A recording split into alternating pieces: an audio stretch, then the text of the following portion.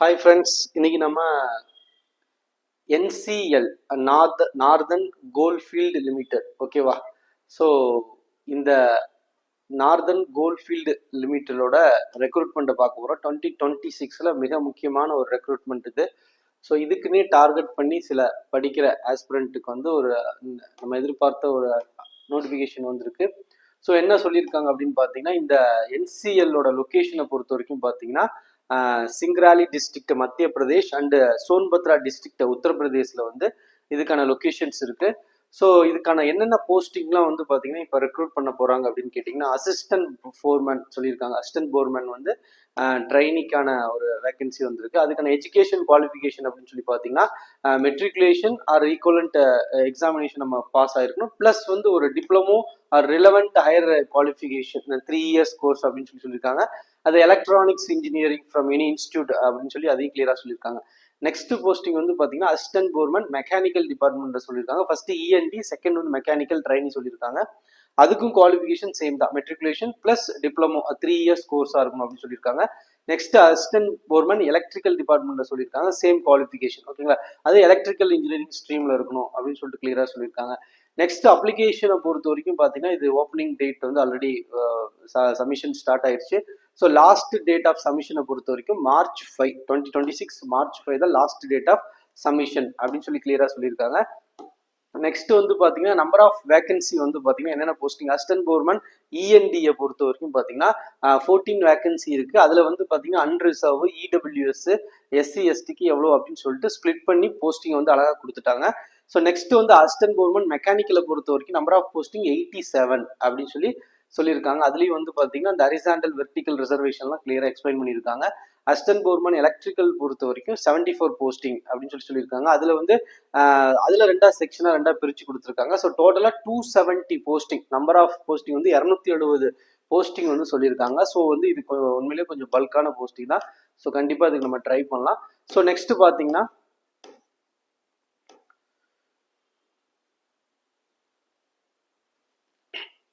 So next education குவாலிஃபிகேஷனை பொறுத்த வரைக்கும் பார்த்தீங்கன்னா அசிஸ்டன்ட் கவர்மெண்ட் இஎன்டியை பொறுத்த வரைக்கும் diploma in electronics engineering minimum 3 years கோர்ஸாக இருக்கணும்.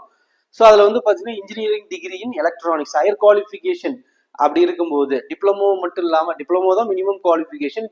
ஸோ நான் டிகிரி முடிச்சிருக்கேன், ஒரு யூஜி டிகிரியே முடிச்சிருக்கேன் அப்படின்னா என்ன குவாலிஃபிகேஷன் இருக்கும் அப்படின்னு கிளியராக கொடுத்துருக்காங்க. Engineering degree in electronics and electronics and communication and electronics and டெலிகம்யூனிகேஷனா இருக்கலாம் அப்படின்னு சொல்லிட்டு கிளியரா கொடுத்துருக்காங்க. அதுல என்னன்னா not eligible branches for diploma பிடெக்னா என்னென்ன ஸ்ட்ரீம்ஸ் வந்து நாட் எலிஜிபிள்னு சொல்லிட்டு அதையும் கிளியரா சொல்லியிருக்காங்க. ஸோ அசிஸ்டன்ட் கவர்மெண்ட் மெக்கானிக்கலை பொறுத்த வரைக்கும் டிப்ளமோ இன் மெக்கானிக்கல், அது வந்து நீங்க இன்ஜினியரிங் பிஏ இருக்கும்போது engineering degree in mechanical engineering.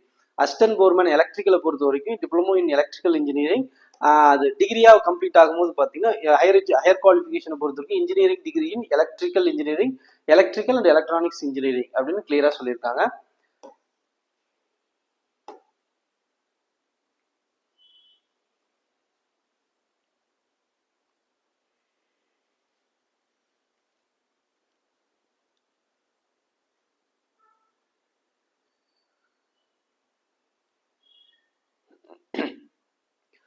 So friends next பார்த்தீங்கன்னா ட்ரைனிங் பீரியட் என்ன, ஸ்கேல் ஆஃப் பே என்ன அப்படின்னு சொல்லிட்டு அதுக்கப்புறம் போஸ்டிங் ஏரியா அந்த இதெல்லாம் கிளியரா எக்ஸ்பிளைன் பண்ணியிருக்காங்க. என்னன்னா அசிஸ்டன்ட் கவர்மெண்டை பொறுத்த வரைக்கும் இஎன்டி ஓகேங்களா, அதுல வந்து பாத்தீங்கன்னா மினிமம் வந்து மந்த்லி சேலரியா கிரேட் சி பேசிஸ்ல கொடுக்குறாங்க. 47,330 பெர் மந்த் அப்படின்னு சொல்லியிருக்காங்க. ஸோ 1 இயர் ட்ரைனிங் பீரியடா இருக்குன்னு சொல்லியிருக்காங்க. அசிஸ்டன்ட் கவர்மெண்ட் கிரேட் சி போஸ்டிங்ல நமக்கு வரும் அப்படின்னு சொல்லியிருக்காங்க. அசிஸ்டன்ட் கவர்மெண்ட் மெக்கானிக்கலை பொறுத்த வரைக்கும் மந்த்லி சேலரி சேம் தான், 47,330 அப்படின்னு சொல்லியிருக்காங்க. ஸோ இதுல வந்து பாத்தீங்கன்னா 2 இயர் ட்ரைனிங் பீரியட் வந்து 2 இயர்ஸ் இருக்கும் அப்படின்னு சொல்லியிருக்காங்க. ஆஃப்டர் ட்ரைனிங் செஷனை பொறுத்த வரைக்கும் அசிஸ்டன்ட் கவர்மெண்ட் மெக்கானிக்கல் அப்படின்னு டைரக்டா கிரேட் சி போஸ்டிங் வரும். அசிஸ்டன்ட் கவர்மெண்ட் எலக்ட்ரிக்கலை பொறுத்த வரைக்கும் பேசிக் பே சேம் தான், 47,330. ஸோ இதுக்கும் 2 years training section. So assistant government இஎன்டிக்கு மட்டும் தான் 1 இயர் ட்ரைனிங் செக்ஷன் பீரியடா இருக்கும். மற்ற ரெண்டுக்குமே மெக்கானிக்கல் எலக்ட்ரிக்கல் அசிஸ்டன்ட் கவர்மெண்ட்டுக்கு வந்து 2 இயர்ஸ் இருக்கும் அப்படின்னு சொல்லிட்டு கிளியரா எக்ஸ்பிளைன் பண்ணியிருக்காங்க.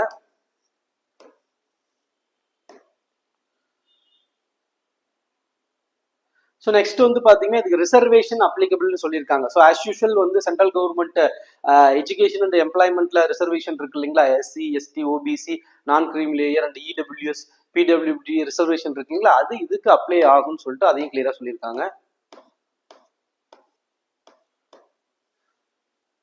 ஸோ நெக்ஸ்ட் ஏஜ் லிமிட்டை பொறுத்த வரைக்கும் பார்த்தீங்கன்னா அன்ரிசர்வ் இடபிள்யூஎஸ் பொறுத்த வரைக்கும் அன்ரிசர்வ் அண்ட் இடபிள்யூஎஸ்க்கு நோ ஏஜ் ரிலாக்ஸேஷன் அப்படின்னு சொல்லி கொடுத்துருக்காங்க. ஸோ ஏஜ் ரிலாக்ஸேஷன் கிடையாது. ஓகேங்களா. ஸோ இதுக்கு ஏஜை பொறுத்த வரைக்கும் மினிமம் 18 இயர்ஸ் டு 30 இயர்ஸ் அப்படின்னு சொல்லி கொடுத்துருக்காங்க. 18லேருந்து 30 வயசு இருக்கலாம். ஸோ இடபிள்யூஎஸ்க்கும் அன்ரிசர்வுக்கும் நோ ஏஜ் ரிலாக்ஸேஷன். ஸோ அப்போ மேக்ஸிமம் ஏஜ் 30 தான் சொல்லி புரிஞ்சுக்கலாம். எஸ்சி எஸ்டியை பொறுத்த வரைக்கும் 5 இயர்ஸ் ஏஜ் ரிலாக்ஸேஷன். அப்போ 30 + 5 35 அப்படின்னு சொல்லியிருக்காங்க. ஓபிசி நான் கிரீமி லேயரை பொறுத்த வரைக்கும் 3 இயர்ஸ் ஏஜ் ரிலாக்ஸேஷன். அப்போ 30 + 3 33 அப்படின்னு சொல்லி புரிஞ்சுக்கலாம். பிடபிள்யூடி அன்ரிசர்வ் பொறுத்த வரைக்கும் 10 இயர்ஸ் ஏஜ் ரிலாக்ஸேஷன். இப்போ PWBD OBC non creamy layer 13 years அப்படின்னு சொல்லிட்டு, எஸ்சி எஸ்டி பிடபிள்யூபிடி போது 15 இயர்ஸ் அப்படின்னு சொல்லிட்டு எக்ஸ்பிளைன் பண்ணியிருக்காங்க. ஓகே, எக்ஸ் சர்வீஸ் மேன் அப்படிங்கும்போது அதுக்கான கண்டிஷன் என்ன, +3 இயர்ஸ் அப்படின்னு சொல்லிட்டு அந்த டீடைல்ஸ் வந்து கிளியரா சொல்லியிருக்காங்க. ஓகேங்களா. ஸோ ஃப்ரெண்ட்ஸ் நெக்ஸ்ட் பார்த்தீங்கன்னா அப்ளிகேஷன் ஃபீஸை பொறுத்த வரைக்கும் பார்த்தீங்கன்னா unreserve and OBC non creamy layer and இடபிள்யூஎஸ்க்கு 1000 rupees அப்படின்னு சொல்லியிருக்காங்க. So SC ST EWS and departmental கேண்டிடேட்ஸ்க்கு வந்து பார்த்தீங்கன்னா ஃபீஸ் எதுவும் இல்லை அப்படின்னு சொல்லிட்டு அப்ளிகேஷன் ஃபீஸை மென்ஷன் பண்ணியிருக்காங்க.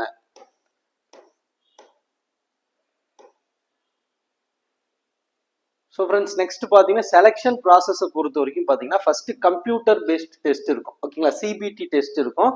ஸோ வந்து பார்த்தீங்கன்னா ஃபர்ஸ்ட் சிபிடி எக்ஸாம் கிளியர் பண்ணணும். ஸோ அதில் என்ன கேட்குறாங்கன்னா எம்சிக்யூ கொஷின்ஸ் கேட்குறாங்க. ஸோ என்ன எவ்வளோ கொஷின் கேட்குறாங்க அப்படின்னா 70 மல்டிபிள் சாய்ஸ் கொஷின்ஸ். ஓகேங்களா, அது வந்து முழுக்க வந்து பார்த்தீங்கன்னா உங்களுக்கு வந்து ரெலவெண்ட் டெக்னிக்கல் ஸ்ட்ரீம் ரிலேட்டட் கொஷின்ஸாக வரும். நெக்ஸ்ட் வர உங்களுக்கு 30 கொஷின் வந்து பார்த்தீங்கன்னா கம்ப்ளீட்டாக உங்களுக்கு GK general awareness plus reasoning verbal and mental ability quantity aptitude 30 question கேட்குறேன். டோட்டலாக உங்களுக்கு 100 கொஸ்டின் வரும். சரிங்களா, 100 கொஸ்டின் இருக்கும். இது வந்து இதுக்கு மைனஸ் மார்க் கிடையாது. 70 வந்து நம்ம டெக்னிக்கல் ரிலேட்டட் கொஸ்டின், 30 வந்து ஜிஎஸ் பிளஸ் மென்டல் எபிலிட்டிக்கான 30 கொஸ்டின்ஸ் கேட்குறாங்க. ஸோ இதுதான் ஃபர்ஸ்ட் ப்ராசஸ். இதுதான் ஃபர்ஸ்ட் சிபிடி வைக்கிறாங்க. சிபிடியில் கிளியர் ஆனாதான் நெக்ஸ்ட் நமக்கு வந்து பார்த்தீங்கன்னா அடுத்த ப்ராசஸ் ஸ்டார்ட் ஆகும்.